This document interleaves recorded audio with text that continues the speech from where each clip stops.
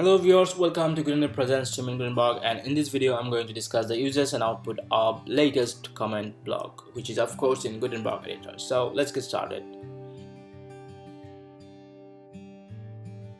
Click on the plus sign, go to widgets and select latest comment.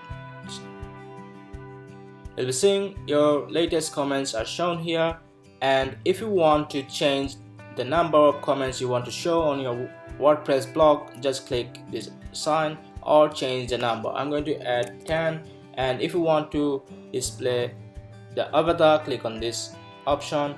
If you want to display the date, click on this option. If you want to change the excerpts, you can do this. So click on this update button and go to post, and you'll be seeing your comments are shown as you wanted. If you have any question regarding WordPress, Gutenberg, or any kind of blog, you can write down your comments in the comment section below. We'd love to reply to your queries. Till then, goodbye.